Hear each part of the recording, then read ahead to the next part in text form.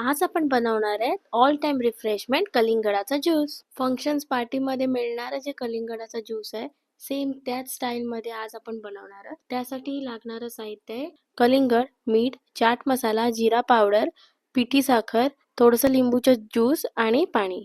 सर्वात आधी आपण कलिंगड कापून त्यातील जे बिया आहेत त्या काढून घेऊया. कलिंगडाचे तुकडे करून त्याच्या बारीक बारीक कापा करून घेऊ. सुरीच्या टोकाने आपण बिया जितक्या निघू शकतात तेवढ्या काढून घ्यायच्या.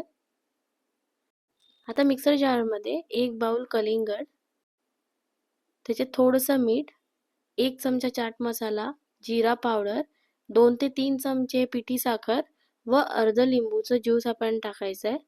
हे ब्लेंड करून घ्यायचं आहे बारीक.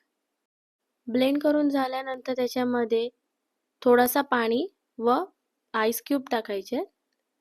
पाणी टाकल्यावर ते मिक्स करून घेऊया. हे आता सर्विंगसाठी रेडी आहे.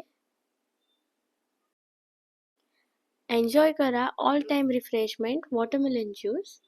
ते गार्निश करूया आपण मिंट आणि लिंबूच्या स्लाइसने. कमेंट करून सांगा ही रेसिपी कशी वाटली.